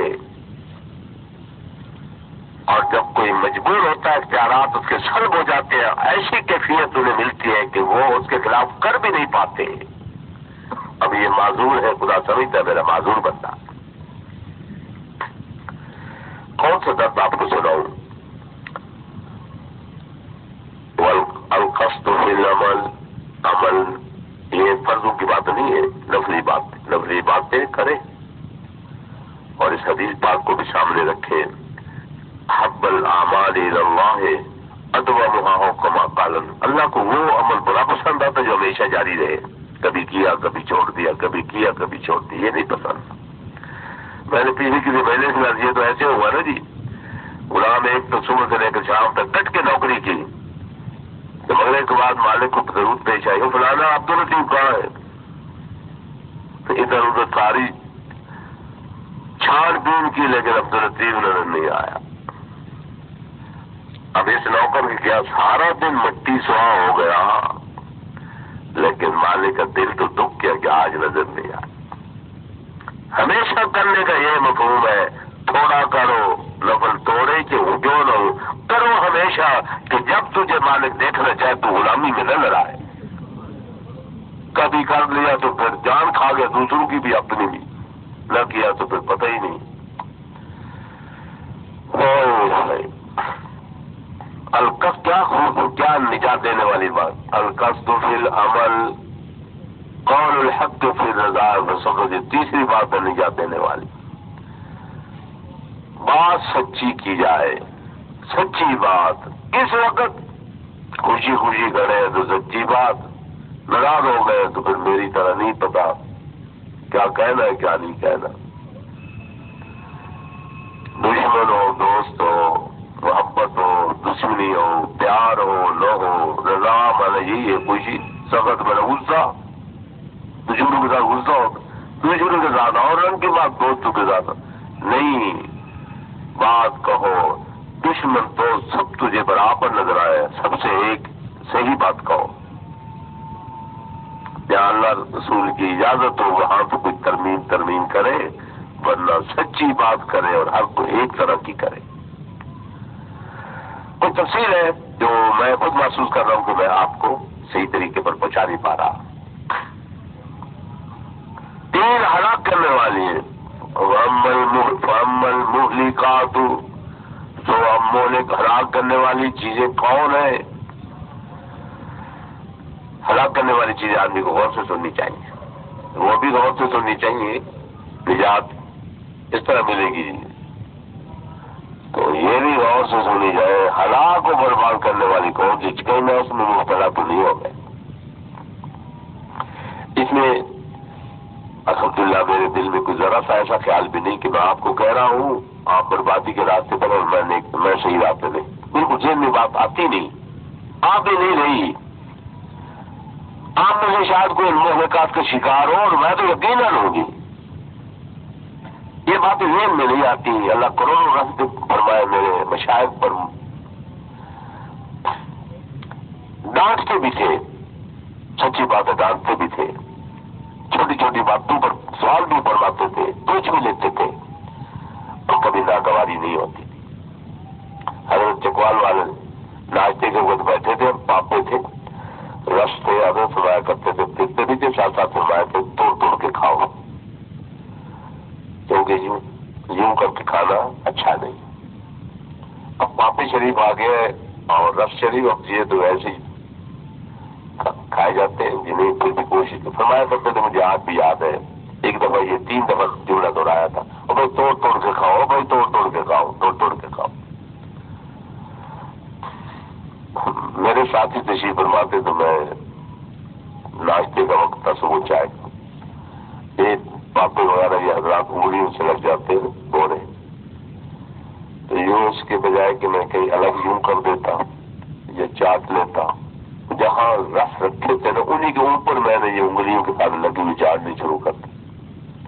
اب میرے ہاتھ سے لگے ہوئے تھے، منہ سے بھی لگے ہوئے تھے، ہاتھ میں دیکھا میں نے فرمایا کہ صاحب اگر ادھر چاٹ لیتے تو اچھا نہیں تھا۔ مجھے کون سا پہاڑ تھا، لیکن وہ اب مربی ایسے مربی تھے کہ اب تربیت میں رہنے والے کسی کی چھوٹی سی ادا کو بھی چشم پوشی فرما کے نظر انداز نہیں کرتے تھے کہ کل یہ عیب دوسرا نکالے گا اس کا۔ میں ایک دفعہ یہاں جنگ کسی بھی لیا تو میں حاضر ہوا، مجبوری تھی، میں نے پکڑی نہیں پاتی، ویسے کسی بڑی کھری عادت بھی نہیں تھی، تو میں ویسے ہی چلا گیا۔ بیان مان میں کون سی مسجد میں تھا تو میں ویسے جیسا بیٹھا ہوں، حضرت نے کرسی پر بٹھا دیا اور رومال یوں ٹوپی کے اوپر یوں رکھا ہوا، اتنی غصے بھری نگاہ سے میری طرف دیکھا، پکڑی نہیں کی تمہارے، یہ تو تقریر سے پہلے فرمایا۔ میں نے کہا جی دھلی ہوئی نہیں تھی، دھلی ہوئی نہیں تھی، پھر بھی کر لیتے، باندھ لیتے، یہ بات تو گزر گئی۔ جب یہاں کرسی پر بیٹھا پھر بھی مجھے شرم نہیں آئی، میں یوں ہی بیٹھا تھا، فرمایا رومال تو بندوں کی طرح باندھ لو، اس کو بندوں کی طرح باندھ تو لو۔ شاید بڑے مجمع نے بھی آواز سنی ہو، لیکن آج وہ آواز مجھے یوں اچھی لگ رہی ہے اور اوپر میں معلوم ہوتی ہے کہ اتنے مجمع نے مجھے شرمسار نہیں بلکہ مجھے سمجھایا کہ تم آخر بندے ہو، کب کب بچوں بندہ سکھاتا رہو، کوئی ایک لمحہ بھی فراموش نہیں فرماتے تھے۔ یہ وہ لوگ تھے جو اصل میں خیر خواہ تھے۔ نجات دینے والی کون سی چیزیں ہیں وہ میں نے عرض کی، فَأَمَّا الْمُهْلِكَاتُ فَهُوَ مُتَّبَعٌ، ہوا کہتے ہیں خواہشات کو، خواہش کو۔ أَفَرَأَيْتَ مَنِ اتَّخَذَ إِلَٰهَهُ هَوَاهُ، اے مخاطب یا اے میرے محبوب صلی اللہ علیہ وسلم، آپ نے وہ آدمی دیکھا ہے جس نے خواہش کو خدا بنایا ہوا، جو خواہش اندر اٹھتی ہے اس کو سلام، جی میں حاضر، جی میں حاضر۔ دیکھا تم نے؟ فرمایا بندہ یہ اللہ والے اس خدا کی پوجا سے بھی جان چھڑاتے ہیں۔ سٹیجی پر کھڑے ہو کے ہم مشرکوں کو تانے دیتے ہیں، درباروں پر گئے، تم نے یہ کیا، تم نے وہ کیا، تم تو مشرک ہو، تم تو فلانے ہو، ڈنڈے پھیلتے۔ لیکن ہم اپنی توحید اگر کسی اللہ والے کو دکھائیں تو تھوک دے اس توحید پر کہ یہ بھی تیری کوئی توحید، وہ تو خواہشوں کا بندہ بنا ہوا ہے، یہ بھی تو خواہشوں کا بندہ بنا، یہ بھی تو شرک ہے نا جی۔ وہ اس اندر کے شرک سے بھی پاک کرتے ہیں کہ کسی بندے میں یہ خواہش نہ رہے کہ وہ اپنی خواہش کو سلام کرے یا پوجا کرے، وہ اپنی خواہش کو کہہ دیا کرے کہ میں تیری بجائے اپنے رب کی خواہش پوری کروں، تو میرا خدا نہیں ہے نا۔ اب یہ نکالنا اندر سے بڑا مشکل ہے۔ پہلے نفس کو رام کرو، تابع بناؤ، پھر اپنی خواہشات کا سلسلہ چھوڑ دے، یہ رشتے بنا کے دینا چھوڑ دے، فرشتے بنا کے دینا چھوڑ دے۔ صبح سے لے کے شام تک کتنے فرشتے رشتے مجھے نفس دیتا ہے، یہ بھی کرو یہ بھی کرو، میں اس کو جی کے کر سے پوری کرتا ہوں، یہ بھی کبھی نہیں پوچھا مصطفیٰ کے حکم کے خلاف تو نہیں ہے، پھر بھی میں کہتا میں مشرک نہیں ہوں۔ جو خدا کے مقابلے میں اپنی پوجا کرتا ہے وہ پرلے درجے کا مشرک ہے۔ خدا کے ساتھ شریک بنایا ہوا ہے۔ قرآن مجید خود کہتا ہے کہ یہ خدا ہے اس کی خواہش ہے، اور میرے آقا کے اس فرمان کا مفہوم یہ ہے، یہ بربادی کا راستہ ہے۔ ہم متبع خواہش پیدا ہونا گناہ نہیں، ٹھنڈے پانی کی خواہش بھی ہوتی ہے، لیٹنے کی بھی، چلنے کی بھی، بولنے کی بھی خواہش بری نہیں، لیکن ایسی خواہش جو اللہ اس کے رسول کی منشا کے خلاف ہو۔ ہم متبع، ایسی خواہش اس کی پیروی کی جائے، بس خواہش ہوئی پیروی جاری، یہ بربادی کا راستہ دکھا رہی ہے کہ تم خواہش کے پٹھو بن کے چلو گے، کوئی وقت ہو سکتا ہے ایسا بھی آئے کہ تم خدا کی پسند کو بھی ٹھکرا دو، تم مر نہیں جاؤ گے پھر۔ یہ ہے نقصان دہ مہلک ہے، یہ ہے بڑا مہلک ہے۔ ہم متبع وشح مطاع، بخل بھی کہتے ہیں، عربی میں شح بھی کہتے ہیں، شین ہا، بخیلی کو کہتے ہیں کنجوسی۔ شح مطاع، دل کے اندر کنجوسی ہے، اس کنجوسی بخیلی کی وجہ سے، اور بخیلی بھی ایسے جیسے دل بخیل کہتا ہے اسی طرح فرمانبرداری کر لیتا ہے بندہ۔ بخل ایسا بخل و کنجوسی جس کی اطاعت کی جائے، بخل ہے لیکن بخل کے تالے توڑ کے پھینکتا چلا جاتا ہے، جی کہتا ہے یوں نہ کرو، یہ خرچ نہ کرو، وہ بکتا رہتا ہے اندر بخل بیٹھ کے، لیکن وہ تالے توڑ کہتا ہے یہ بھی اس کو بھی دوں گا، اس کو بھی دوں گا۔ وہ برا نہیں ہے، اندر کنجوسی بخل جو آدمی کو مجبور کر کے اطاعت کروا لے، میں یہ نہیں دیتا، میں ادھر نہیں دیتا، میں ادھر نہیں دیتا۔ اب دینا کہاں ہے وہ تو آپ حضرات خود اہل علم ہے۔ پڑوسی بھوکا لیٹا ہوا ہے تو فرمان گرامی ہے کہ یہ مومن کہلانے کا حقدار نہیں ہے جس کا پڑوسی بھوکا، اب اس کو دینا چاہیے تھا۔ پڑوسی کو اگر سالن بھیجا کرو، گوشت تھوڑا ہو تو ابال کے پانی زیادہ بنا لیا کرو، پانی بھیج دیا کرو تاکہ تمہارے کنجوسی کا یہ معاملہ ٹوٹ جائے۔ یتیم پروری، بیوہ نوازی، مہمان نوازی، یہ ساری چیزیں علاج ہے بخل شکنی کا، کہ اس طرح تم بخیلی سے نکل آؤ گے، خرچ کرو گے، ان چیزوں پر اجر بھی ملے گا اور کنجوسی سے بھی بچ جاؤ گے۔ اب بخل بیماری ٹھہری نا بھائی، برباد کرنے والی۔ کیوں؟ یہ مال اللہ کا تھا، اور میں نے اسے اپنا سمجھا۔ اللہ کا نام لے کے کسی نے کہا خدا کے نام پر دے دو، خدا کا نام بھی کسی نے نہیں کہا، بلکہ ننگا میں نے دیکھا کسی کو، کپڑا نہیں۔ اور ان کا فرمان یہ ہے کہ ننگے کو کپڑا پہنا دو تو یوں سمجھو ہم نے خدا کو کپڑا پہنایا، حدیث شریف میں آتا، کھانا کھلایا ہے، پانی پلایا۔ اب کتنا اچھا کام تھا، لیکن یہ خدا کی دی دولت کو میں نے اپنی سمجھ کے خدا کی پسند کا خیال نہیں کیا۔ وہ کیا کہہ رہے تھے، ننگا تم نے دیکھا نہیں یا دیکھا ہے تو پھر ننگے کو کیوں نہیں پہنایا؟ جی میرے پاس کچھ نہیں تھا، تیرے پاس کیوں نہیں تھا؟ اس علیم و خبیر کو یہ بھی پتہ نہیں میرے پاس کچھ نہیں. 12 جوڑے تو سردیوں کے ہیں میرے، 18 گرمیوں کے ہیں، میرے پاس ہے کچھ نہیں.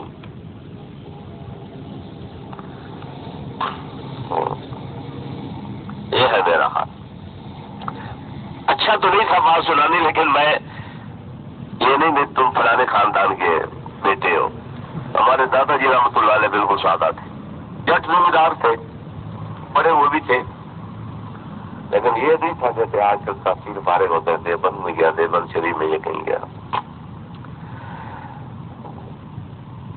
اس وقت یہ رومال ہوتے تھے، موٹے رومال ہوتے تھے نیلے رنگ کے، وہ تہبند کی شکل میں ہوتے تھے، نیلی چادر بھی استعمال ہو جاتی رومال میں.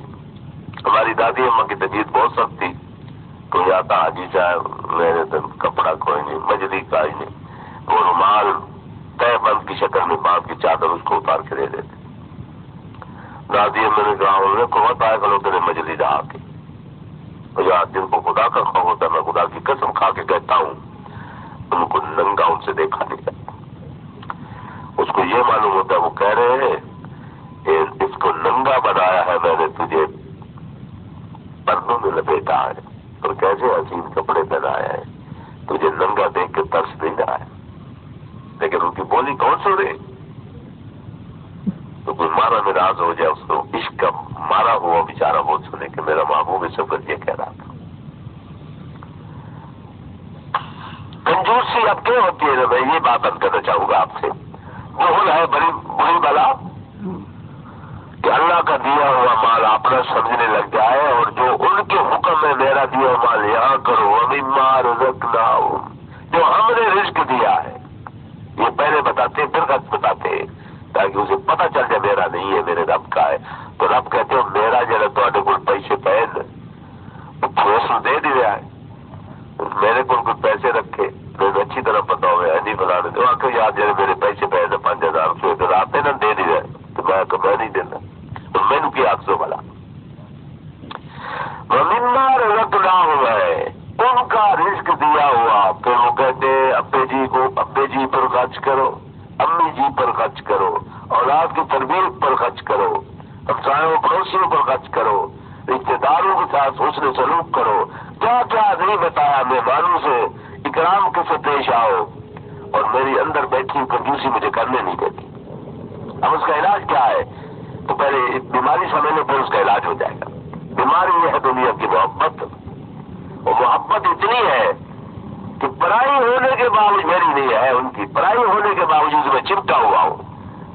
وہ ناراض ہوتے ہیں تو ہو جائے بے شک. اس ایسی گندی محبت کو اللہ پسند نہیں کرتا. مالی میرا کہہ بھی میں نہ ادھر خرچ کرو، اور تم اس سے لگ گئے. یہ بتاؤ کتنے تک تمہارے ساتھ رہے کہ تم اس کے پاس کتنے تک رہو گے؟ بتا تو دو. لیکن کون ان سے معذرت کرتے ہوئے عرض کرے یا اللہ نہ میں اس کے ساتھ رہوں گا نہ یہ میرے پاس رہے گی. تو پھر میرے ناراض کرنے کے لیے تم نے میرے دشمن کا بھی خیال نہیں نہ کیا یہ میرا دشمن ہے. یہ دنیا کی محبت کنجوسی کا باعث بنتی ہے، حرص کا باعث بنتی ہے. آئے آئے اللہ والے سے دل کا تھوڑا سا علاج کرا دو نا. وہ محبت ادھر سے کنیکشن کہتے ہیں، پتہ نہیں ادھر جوڑ دیتے ہیں. وہ محبتیں جتنی ہوتی ہیں بلندی پر چڑھی ہوئی محبت نکالتے نہیں، صرف یہ کہتے ہیں اس کا چہرہ دکھا دیتے ہیں یہ محبت کے قابل نہیں ہے. آئے محبت کے کس کے ساتھ رات میں جٹ جاتا. میں تھک تو نہیں لگے. مولانا روم کا فرماتے ہیں رحمۃ اللہ علیہ، ایک شہزادی بیمار ہوگی، بادشاہ بڑا پریشان ہوا، بہت علاج کرایا. کسی آدمی نے بتایا ایک پرانے طبیب ہے بہت سن رسیدہ فلانی جگہ رہتے ہیں، ان کو گلابوں تشخیص کریں گے، تشخیص کے بغیر کام نہیں چلتا. انہوں نے کہا ابھی کمرہ الگ ہو جائے، میں خاتون کا معائنہ کروں گا، اس سے باتیں پوچھوں گا. پرانے طبیب تھے، حاضر ہوتے تھے وہ لوگ. لفظ پر ہاتھ رکھا، بیٹی تمہارا نام کیا ہے؟ نام بتایا. کہ ربی کا نام. کون سے علاقے میں تم رہتے؟ پہلے کہاں رہتے تھے؟ لفظ بھی دیکھتے رہے، اور اس ہر سوال کے بعد اس کے لفظ میں جو ایک تبدیلی آتی تھی وہ بھی معائنہ بتا دی. کیونکہ شہر کا نام جب لیا تو اس کی نفس کیفیت کچھ اور ہو گئی، انبساط اور مسرت۔ اچھا تمہارے پڑوس میں کون رہتے تھے؟ پڑوس میں کس کس کے کام؟ پڑوس میں فلاں بھی تھا، فلاں بھی تھا۔ پوچھتے پوچھتے پڑوس کا جب لفظ پوچھا تو اس کی حالت کچھ بہتر ہوگی، اتنی گر چکی تھی بیچاری، حالت کچھ بہتر ہوگی۔ یہ تو باتیں میرے خیال میں مجھے یوں یاد پڑتا ہے، اکیلے نہیں پوچھی، جب کچھ ایسی نفس سے مواد ملا نا تو کہنے لگے میں کچھ الگ بات ان سے پوچھتا ہوں بچی سے۔ اچھا پوچھ لے، وہ کسی سے تمہیں محبت تھی؟ کہنے لگی تھی۔ کیا نام تھا اس کا؟ نام لیا تو اور دنیا بدل گئی اس کے۔ اچھا اچھا، اس سے تمہیں محبت تھی، ٹھیک ہے پریشان رہو، میں اسے بلوا لیتا ہوں، یہ علاج ہے، طبیبوں کے نبازوں کے یہ علاج ہوتے۔ ان کو بلا لیا، یہی ہے نا جی، وہ تو موت اس کی زندگی میں بدل گئی جب دیکھا۔ لوہار قوم کا تھا، نوجوان بڑا چین تھا، وہاں رکھا کچھ دن، وہ کبھی اس کو دیکھ لیتی تو طبیعت بحال ہو جاتی۔ اب وہ علاج کرنا تھا، بادشاہ مرتا تھا، کہتے یہ مر گئی تو میں تو مر جاؤں گا۔ انہوں نے علاج شروع کیا۔ اب آپ میں سے کوئی مفتی بیٹھے ہوئے یار مجھے فتوا لگا دیں، میں درد کی بات تو یہ کہہ رہا ہوں، بات ہے تو اسی طرح۔ اب اس کا علاج شروع کیا اس نوجوان کا، اس سے اس کی خوبصورتی میں کچھ فرق آ گیا، کچھ کمزور ہو گیا، لوگ سارے ڈھیلے ہو گئے، وہ چمک نہ رہی چہرے کی۔ اسے پتا تھا کہ حسن پر فریبتا ہے، جب حسن دے بیٹھے گا تو پھر معاملہ ختم۔ کچھ دن کے علاج کے بعد جب اس کا وہ حسن نہ رہا، نہ جو بن رہا، تو اس کو لے آیا، دیکھو نہیں یعنی ماں نہیں رہتی، لے جاؤ اس میں۔ اب اس کا علاج ہو گیا۔ اب مولانا روم نے یہ مثال اس سکھانے کے لیے میرے عزیز بچوں نہیں دی، انہوں نے کہا جس کے تم لٹو ہو کے پھرتے ہو، جب اصلی حالت میں آئے گی تمہیں پتہ چل جائے گا، ہائے میں نے دل اس کو کیوں دیا۔ دنیا نامراد کو دل دے کے، جس کا حسن اپنا نہیں، جوبن اپنے نہیں، جوانی اس کی اپنی، جب یہ ڈھل جائے گی تم ٹھوکرے بھی اس کی طرف نہیں چاہو گے، پھر بتاؤ خدا کو کیا منہ دکھاؤ گے۔ تو دنیا کی محبت اصل میں کنجوسی بکیلی کا موجب بنتی ہے اور اللہ کی نافرمانی کا سبب بنتی ہے۔ اس لیے دشمن ہے کہ تھی میری اور میرے مقابلے میں اس نے تجھے کھڑا کر کے دشمنی کروائی، میرا بندہ تو میرے دشمن کو بھی نہیں پہچان سکا۔ یہ شکر متا اس لیے اللہ کے غضب کا سبب بنتا ہے، برباد کر دیتا ہے بندے کو۔ وکیل آدمی شیخ سعدی رحمت فرماتے ہیں، وکیل اچھے باشن راہد باہر و بر، اس جیسا نہ سمندروں میں کوئی نیک ہو نہ جنگلوں میں کوئی نیک ہو، اتنا بڑا نیک ہو بھائی تین باشد کو حکم قبر۔ حدیث پاک یہ کہتی کہ یہ بھائی تمہیں نہیں جائے، تو کتنے گھاٹے کا سودا ہے بھائی۔ تو یہ علاج یا اس مرض کا نام لینے سے میں نے آپ کی کوئی غلطی تو نہیں کی، میں نے تو خرخائی کے لیے کہا آپ علاج کریں یا نہ کریں، لیکن میں تو چاہتا ہوں کہ مجھے معالج ملتا تو میں اپنے علاج کرتا۔ سچی بات کہتا ہوں، میرے مربی اور میرے معالج وہ دنیا میں جب تک ہے، نیک عمل بتانے والے آج بھی ہیں، میں انکار نہیں کرتا، نیک عمل بتانے والے، نیک راستہ بتانے والے قیامت تک رہیں گے۔ میں ان کی بات نہیں کر رہا، میں یہ کہہ رہا ہوں وہ تھے کہ بیمار اور مردہ دلوں کی زندگی کے لیے جو وہ سوچ سکتے تھے، آج ان کے ہزاروں حصے کا بھی سوچنے والا نہیں ہے، جو 1000 درجے ان کے پیچھے سوچ سکتا ہو۔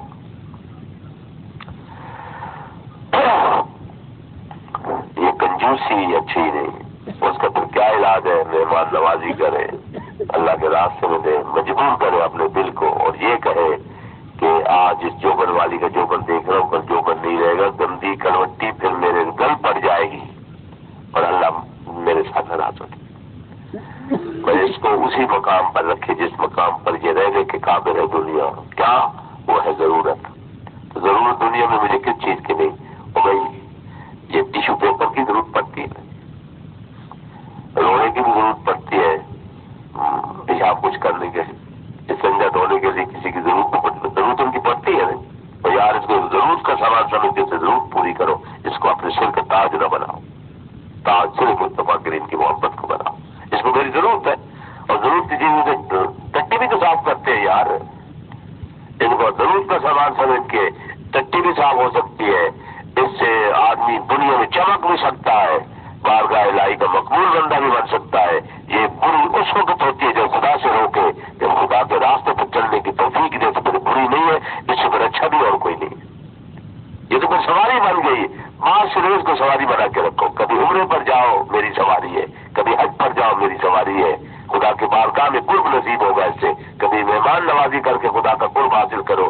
اس کو سواری بنا کے دوڑاؤ رات دن اور خدا کی رضا حاصل کرو. اس کو سر پر اٹھا کے نہ پھرو، مہربانی کر.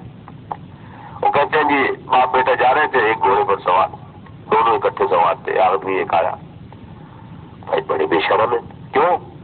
ایک گھوڑا یہاں دو تڑے دو جن اتنے چڑھ گئے. انہیں سمجھا بھائی یہ نہیں چلا.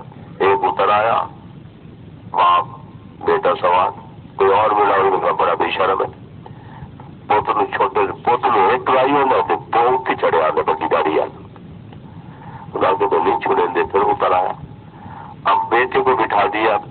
باپ چلنے لگا تو انہوں نے کہا بڑا بے شرم بیٹا، دو گڈا ٹوٹا ہوئے دیتے آپ جو گھوڑے نہیں چڑھے ہوئے. نہ دو چڑھن دیں دن نہ ایک چڑھن دیں دن کرا کہ انہیں گھوڑا چاہ لیا. اوکھے سوکھے چاہے اور پھر ایک لطیفہ بنیا. لگے بڑے پاگل گھوڑے سے سوار ہوئی نا کہ گھوڑے میں صرف تو چڑھتا ہے. اور یار یہ دنیا سواری کے لیے ہے. اچھے جوتے پہنو نہیں کوئی منع کرتا، اچھی سلواریں پہنو کوئی نہیں منع کرتا. اپنی شان اللہ کو جمیل ہے، ان کو جمال بڑا پسند آتا. مٹی کا مٹی نہیں ہو، آنکھ کو کاٹ کے تو مٹی میں رہو. بے شک ان کو سواری بنا کے رہو یار. اس کو اٹھا کے رکھ لو، نہ خود رسوا ہو نہ ان سے کوئی شرم ساری. اب تیسری چیز بھی بتا دوں بھائی، شوق المتاع و ایجاب المرء بنفسہ و ایجاب المرء. المرء کہتے ہیں آدمی کو، ایجاب کہتے ہیں اچھا سمجھنا. آدمی کا اپنے آپ کو اچھا سمجھنا، میں ٹھیک ہوں، میں چنگا، میں بہت اچھا. یہ بیماری ہے جو سمجھ ہی نہیں آتی. میرے سمجھ میں نہیں آ گئی یہ کہڑا جڑا ہے بڑے جی وہ بندہ اچھا جی ہوگی آ کے جب اچھا دے کہڑا ہے بھائی جی. لیکن یار میں نہیں کہہ رہا، دین کے الفاظ جا کے پھر دیکھ لینا، ترجمہ غلط کروں تو مجھے آ کے بتا دینا. ایجاب المرء آدمی کا میرا سی کے لفظ سے اپنے آپ کو آدمی کا اچھا سمجھنا، یہ ایسی ہلاکت آفرین بیماری ہے. پچھلی دونوں بیماریوں سے بربادی آتی ہے. میرے محبوب صلی اللہ علیہ وسلم کے الفاظ ہے یا شد یہ ان دونوں ہلاک کرنے والوں سے یہ زیادہ برباد کرنے والی. ابھی مجھے تو یہ برباد کرنے والی پہلے نظر نہیں آتی. سچی بات ہے، میں تو آج تک بھولا ہوا ہوں. کسی کامل کا رگڑا لگتا رہا تو پھر پتہ چلتا. کوئی اپنے آپ کو اچھا کہہ رہا ہمارے ساتھ فکر گرا تو کئی سارے بیٹھے ہو سکتے کہ قرآن مجید کی آیت کے خلاف ہے. تو دس ہو کے قرآن مجید نے لکھ رہا ہے قرآن مجید کی آیت کے خلاف نہیں، قرآن مجید کی بھی سیاحتوں کے خلاف ہوگا. اور میرے فرمان میں یہ ہے، میرے آقا صلی اللہ علیہ وسلم فرمان میں اپنے آپ کو اچھا سمجھنا، اس کو عجب کہتے ہیں. ہمارے فارسی زبان اس میں خود پسندی کہتے ہیں، میں اچھا ہوں. میرے آقا صلی اللہ علیہ وسلم کی زبان دل فجار فرماتی ہے یہ دوسری برباد کرنے والی چیزوں سے زیادہ برباد کرنے والی ہے، کیونکہ یہ اچھا سمجھنے لگ جائے گا اچھے کام چھوڑ دے. میں تو ہوں اچھا، اس کی طلب ختم ہو جائے گی، اسی پر بس ہو جائے گی، اس کی ترقی رک جائے گی. جب یہ بات نہیں ہوگی تو کہے گا میں تو ابھی بہت کم ہوں، میں ناقص ہوں، ابھی تو بہت کچھ مجھے کمانا ہے، بہت کچھ کرنا ہے. یہ اس کو قرب خداوندی کا لگے گا تب جب یہ کہے گا میرے ابھی خامی ہے کچھ. جو تعلیم کو مکمل کر لیتا کہتا ہے جی میری تعلیم مکمل ہو گئی، آگے کو پڑھنے کی کوشش کرے گا جی، مطالعہ بھی نہیں کرے گا، میری تعلیم مکمل ہو گئی. اور جس نے یہ کہا کہ میں پاکستان کے اندر جتنے بڑے ادارے تعلیم کے وہ تو میں نے پا لیے، لیکن امریکہ تو ابھی جانا ہے، فلانے ملک میں بھی جانا ہے، فلانے میں بھی جانا ہے، اور فلانے ملک کی بھی پتہ نہیں کتنی کچھ ڈگری ہے جو مجھے ملنی ہے. وہ جو یہ عزم رکھتا ہے کہ میں نے ابھی ختم نہیں کیا، میں پورا نہیں ہوا، ادھورا ہوں، وہ ترقی کرتا چلا جائے گا اور یہ برباد ہو جائے گا بیچارہ۔ کیسے ہمدردی فرمائے ہمارے آقا نے ہمارے ساتھ صلی اللہ، یہ سب سے سخت ہے۔ اب میں بس کرتا ہوں، آپ کی مرض ہو رہی ہے، سما کراچی میں پڑے گی، لیکن اتنی پیچیدگی سے معلوم ہوتی ہے۔ میں اچھا ہوں، اس کے کہنے میں جی کیا گناہ ہے؟ میں نے پہلے بھی کسی مجلس میں کل پر سوچ کیا تھا، تکبر اس سے بھی بڑی بلا ہے۔ تکبر کہتے ہیں میں فلانے سے اچھا ہوں، وہ بڑا گناہ۔ ایک ہے میں فی نفس ہی اچھا ہوں، یہ بھی گناہ ہے۔ اس سے ترقی رک جائے گی، میں اچھا ہوں، بلکہ اچھے ہونے کی جو بات نظر آئے تو میں اچھا ہوں کہنا اچھا نہیں، ان کے فضل سے اچھا ہوں، تاکہ سارا کھاتا انہیں کے کھاتے میں ڈال دو۔ تم اچھے ہو جی، میں اچھا ہوں، تو یہ تو دعویٰ ہوا اچھے ہونے کا، بلکہ دعویٰ درست نہیں ہے۔ مجھے ان کے فضل سے اچھا ہونا نصیب ہوا، یا میں ان کے فضل سے یہ نیک کام کرنا۔ اپنی طرف اچھائی منسوخ نہ کرے، کیونکہ ہمارے اندر کوئی اچھائی کو بھی نہیں۔ اور تکبر اس سے بڑی بلا ہے کہ میں اس سے اچھا ہوں، یہ بھی نہیں کہنا چاہیے۔ لیکن یار یہ سبق میں آپ کو زیادہ تفصیل سے نہیں عرض کر سکتا، کوئی چند دن اگر کوئی ذکر کرنے والے ساتھی ہوتے تو ذکر کر لیتے، پھر انہیں سمجھ آتا سر سے لے کر پاؤں تک میرا کیا ہے اور میری اچھائی کیا ہے، اور میں نے فلانے سے اپنے آپ کو اچھا کیوں کہا ہے، کون سی بات ہے میرے اندر اچھی۔ لیکن ایک بات پھر پیچیدگی ہو رہی کہ کافر سے اپنے آپ کو اچھا، لیکن یہ لائن ہی ایسی ہے جی، کفر سے میں اچھا، کافروں سے میں اچھا، یہ بالکل درست ہے، مشرکوں سے میں اچھا، بدعتیوں سے میں اچھا، لیکن یہ کہ میں اس بدعتی سے اچھا ہوں یوں نہ کہے۔ غضب خداوندی جوش میں آیا، میرا بندہ اس کی گمراہی کا وجہ نہیں میرا غصہ بنا، تیری ہدایت کی وجہ میری خوشی بنی، تو تیری ہدایت تیرے اپنے قبضے میں، نہ اس کی گمراہی اس کے قبضے میں۔ تو نے میرے بندے کو یوں کیوں کہا ہے؟ سادہ پلٹ دیتے ہیں کسی وقت، ہو سکتا ہے خدا نہ کرے خدا کسی کے ساتھ نہیں رکھا، میرے ایمان کی واپسی کے سلسلے شروع ہو جائے، کام ایسے شروع ہو جائے جیسے ایمان واپس، اس کو سلب کہتے ہیں، سلب کر لیتے، ایمان سلب کر لیتے، اور ان کو نوازنا شروع کر دے کہ تیرے بے بسی تھی، میری ناراضگی کی وجہ سے تو بے ایمان تھا، لیکن میں تجھے معاف کرتا، تو کوئی ان کی بگاڑ سکتا بلا؟ یہ مجھے بتا۔ اس لیے یہ معاملہ اصل میں سمجھ اس لیے نہیں آتا، خدا کو سمجھنے سے پہلے یہ کیسے سمجھ آ جائے؟ کل شہر کا بیچ جو ہے کار بھی ہے، جو کسی پر کار تو نہیں کسی میری طرف موڑ دے تو پھر، اس لیے اہل دل تو وہ اس بات سمجھاتے ہیں جس کا معرفت خدا مندی ہے، ان کی ذات اقدس کی پہچان سے تعلق ہوتا ہے۔ یہ ہے وہ جو وہ خود پسندیدہ، جتنے اچھے کام کرے اتنا شکر زیادہ کرے، اچھے کام کرے اور کوئی تعریف کرے، حدیث شریف میں آتا ہے اس کے منہ پر مٹی ڈال دو، وہ بھی یہی مفہوم ہے نا جی، تعریف کوئی کرے تو مٹی کیوں ڈالے یا رسول اللہ مجھے سمجھا دے، کیوں ڈالے؟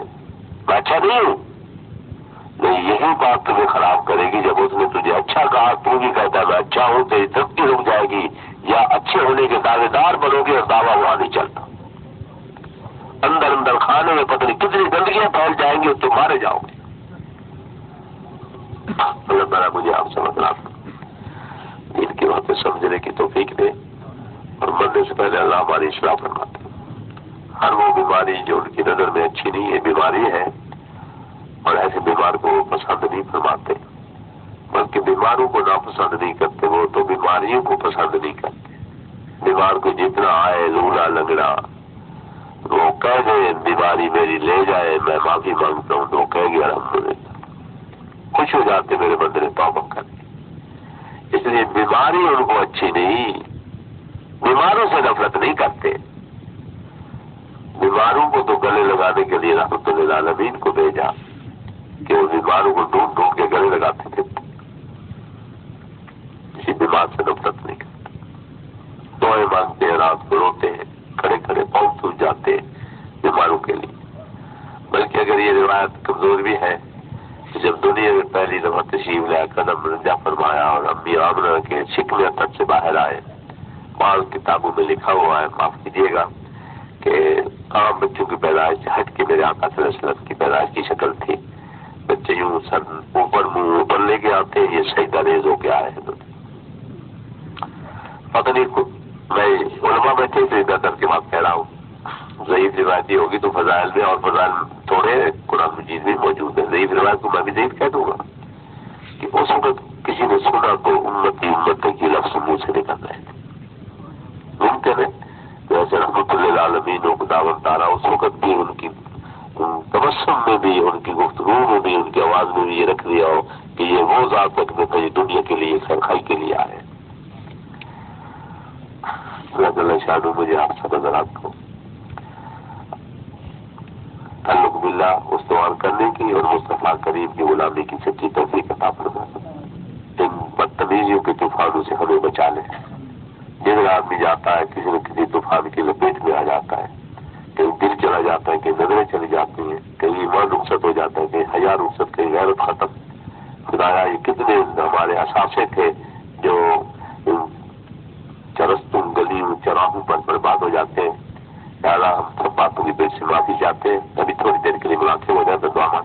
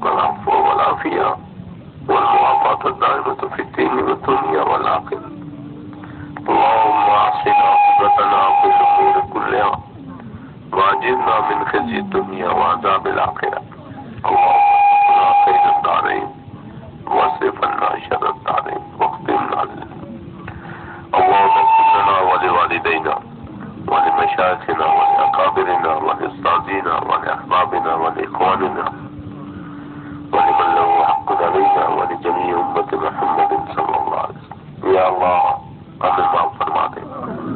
سر پاک قصوروار ہے یا اللہ ہمیں گناہوں معاف فرما اور معاف فرما. یا اللہ جو آج تک ستاریت سے آپ نے کام لیا ہمارے گناہوں یا اللہ ظاہر نہیں فرمائے، ستاریت کا معاملہ فرمایا، لوگوں کی نظروں میں ہمیں اچھا کہہ کے بنایا. یا اللہ اسی ستاریت کے ساتھ آپ بھی کام لے اور مہربانی فرما کے ہمارے گناہ معاف فرما. پوری امت کو معاف فرما دے، پوری امت کو ہدایت عطا فرما، پوری امت کو ظلموں سے نجات عطا فرما. یا اللہ اس وقت ملت اسلامیہ اور تیرے محبوب کی امت مسلمہ مظلوم ہے. کتنے گناہ ہیں یا اللہ ہم اپنے گناہ سوچ بھی نہیں سکتے کتنے گناہ ہیں، لیکن یہ ہمارا یقین ہے کہ تیری رحمت ہمارے گناہوں سے پھر بھی زیادہ. پوری کائنات کے مجرم گناہ گار گناہ اکٹھے کیے جائیں یا اللہ تیری رحمت کے تو کئی کروڑویں حصے پسے سے بھی توڑے نظر آتے. یا اللہ مہربانی فرما ہمارے گناہوں کو معاف فرما. یا اللہ ظالموں کے ہاتھ بھی تیرے قبضے میں ہیں اور مظلوموں کی گردنیں بھی تیری رحمت کی منتظر ہیں. یا اللہ ہم کس سے مانگے اور کہا جائے.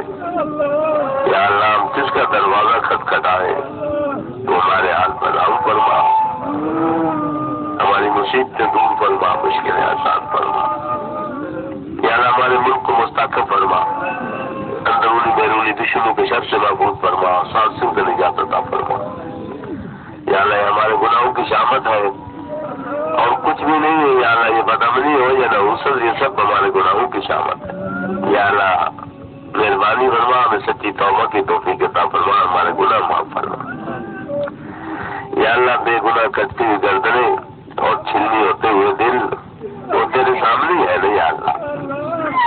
ان میں یا اللہ سب سے بڑا قصور جو ہے وہ ہے مسلمان ہونا. یا اللہ اس قصور کی یہ سزا نہیں، مسلمان ہونے کے ناطے سے ہمیں معاف فرما دے، ہم اپنے قصوروں کی معافی مانگتے. یا اللہ ہمیں یہ سزا نہ دے، ہمارے قصوروں کو معاف فرما دے، ہماری دل کی دنیا بدل دے، ہمارے ظاہری حالات بھی بدل دے، ہماری غربت و افلاس بھی دور فرما، ہمارے قرض بھی دور فرما، ہمارے بیماروں کو شفا عطا فرما. یا اللہ تمام بیماروں کو شفا عطا فرما، ہمارے بھائی رمضان خان کو بھی شفا عطا فرما. یا اللہ تو کریم لطف و کرم کا معاملہ. یا اللہ جن لوگوں نے دعاؤں کے لیے فرمایا ہے، خطوط آئے ہیں یا اطلاع دیے، یا اللہ ہم سب کی جائز حاجتیں پوری فرما. یا اللہ ہم سب غائبانہ ان کے لیے ہاتھ اٹھا کے بیٹھے. یا اللہ ان بیماروں کو شفا دے، مصیبت زدوں کو مصیبتیں دور فرما، جو بھی ان کی کوئی حاجت ہے یا اللہ جائز حاجت پوری فرما، اچھے مقاصد ہے تو انہیں کامیاب فرما، کوئی مصیبتیں ہیں تو ان کی دور فرما. یا اللہ ہماری حاضری کو قبول فرما. یا اللہ میں مسکین ریاکار میں اپنے بارے یا اللہ کچھ بھی نہیں کہہ سکتا، تو مجھے اچھی طرح جانتا. ان نیک لوگوں کے صدقے مجھے بھی معاف فرما. یہ بات تیری رضا کے لیے آتے ہیں. یا اللہ ان کا آنا قبول فرما، اور میں آج اس کی حاضری کو بھی قبول فرما. اس محفل مجلس کو یا اللہ قبولیت کی سب سے نواز اور پورے علاقے کا ذریعہ بنا دے. یا اللہ تیرے سامنے کوئی کام بھی مشکل کام نہیں ہے. ربنا تقبل منا انك انت السميع العليم وتب علينا انك انت التواب الرحيم وغفر بالعمر الى الله ان الله بصير بالعباد. صلى الله تعالى على خير خلقه محمد وعلى اله وصحبه اجمعين. آمين.